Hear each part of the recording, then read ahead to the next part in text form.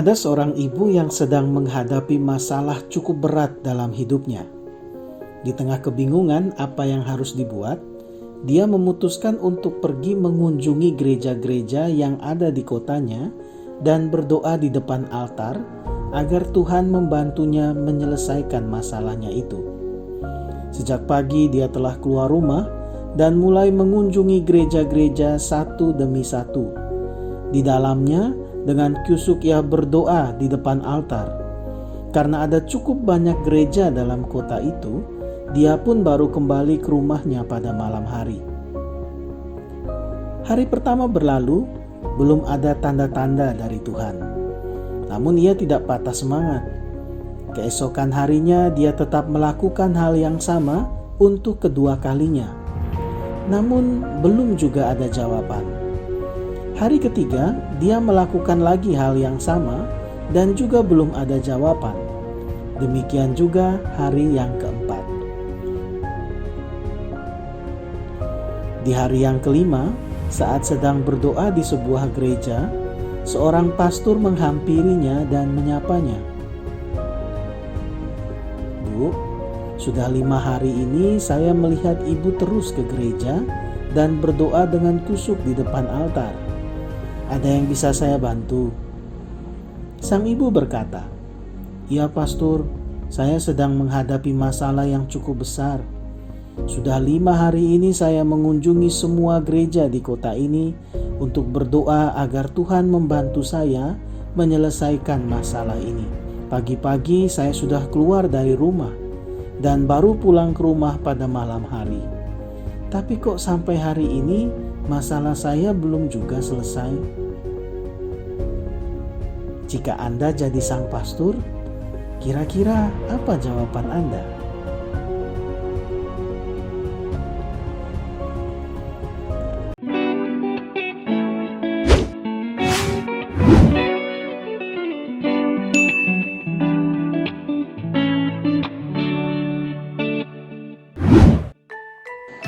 Saudara dan saudari yang terkasih, salam resapi.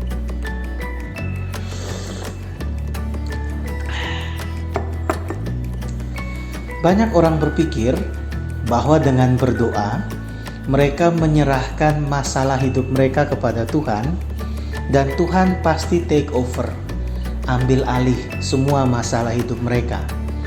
Dengan demikian, setiap kali menghadapi masalah, yang mereka buat adalah berdoa dan pasrah penuh kepada Tuhan. Apakah Anda termaksud kelompok orang seperti ini? Saya berharap tidak. Dan kali ini saya hendak mengajak Anda melihat sikap iman yang perlu ada di dalam doa-doa kita. Permenungan kita kali ini kita dasari atas perikop Injil, yakni dari Injil Matius bab 11 ayat 28 sampai 30. Kita mulai permenungan kita.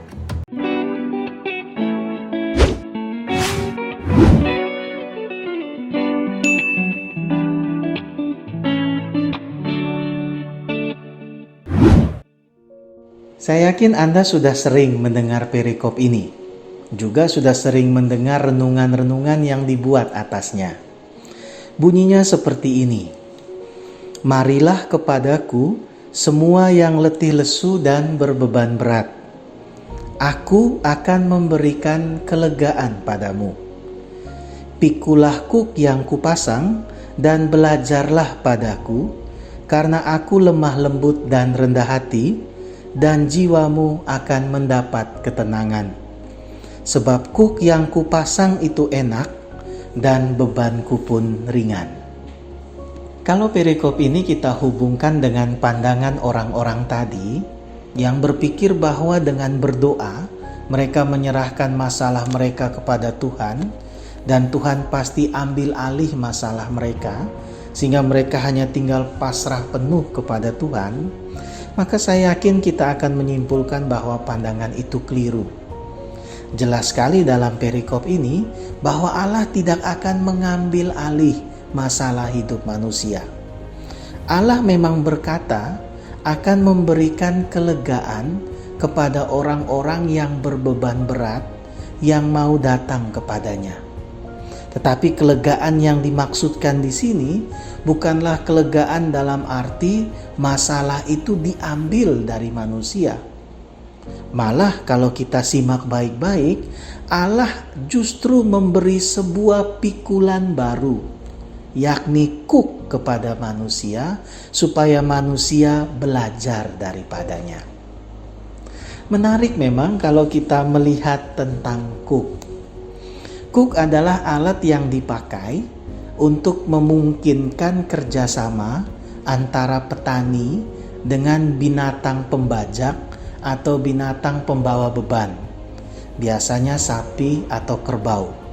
Tanpa adanya kuk, kerjasama antara petani dan binatang pembajak atau binatang pembawa beban ini tidak efektif.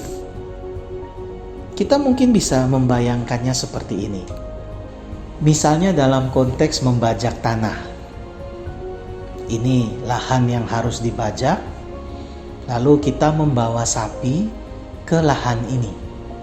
Ketika sapi ini kita biarkan begitu saja di tengah lahan ini, maka pasti sapi ini tidak akan mulai membajak.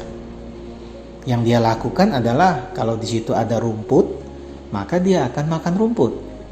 Atau kalau di situ ada kubangan air, maka dia akan rebahan di kubangan air itu. Sapi ini baru akan mulai bekerja, baru akan mulai membajak ketika si petani datang meletakkan kuk kepada lehernya yang menghubungkan dia dengan alat pembajak, lalu si petani mulai mengarahkannya dari belakang. Waktu itulah si sapi baru mulai membajak tanah. Atau contoh yang lain ketika dalam konteks membawa beban. Misalkan ini barang-barang yang harus dibawa dan kita membawa sapi dekat kepada barang-barang ini dan membiarkannya begitu saja. Maka pasti dia tidak akan mengangkat barang-barang itu.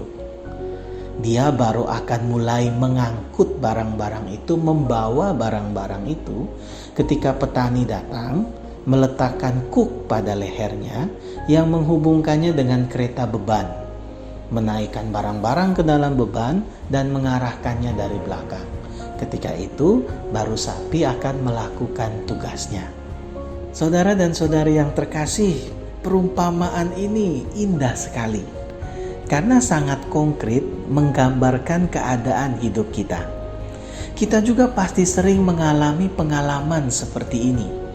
Ketika kita punya banyak masalah, kita bingung apa yang harus kita lakukan. Kita seperti sapi atau kerbau tadi, yang ketika dibawa ke tengah lahan yang harus dibajak, atau ketika dibawa dekat kepada barang-barang yang harus diangkut, tetapi dibiarkan begitu saja, sehingga bingung apa yang harus dibuat. Kita baru tahu apa yang harus dibuat, kita baru mulai mengerjakan pekerjaan kita, menyelesaikan masalah kita ketika Tuhan datang, memasang kuk pada leher kita dan mulai mengarahkan kita dari belakang. Dengan demikian saudara-saudari, jelas sekali bahwa Tuhan tidak akan ambil alih masalah hidup kita. Yang Tuhan buat adalah Tuhan akan mengarahkan kita untuk menyelesaikan masalah-masalah itu. Oleh karena itu saudara dan saudari, doa bukanlah kesempatan serah terima masalah kepada Tuhan. Doa harusnya menjadi kesempatan bagi kita untuk membuka diri, menerima kuk dari Tuhan dan belajar daripadanya, mengikuti arahannya. Menarik kalau kita melihat beberapa gambar berikut. Saya mendapatkan gambar-gambar ini dari Google. Gambar-gambar ini dapat membantu kita membayangkan hubungan kerjasama seperti apa yang mungkin Tuhan bangun dengan kita untuk menyelesaikan masalah-masalah kita. Bisa saja Tuhan memasang kuk tunggal seperti ini, di mana memang harus kita sendirilah yang menyelesaikan masalah kita dan Tuhan memberi petunjuk atau mengarahkan dari belakang.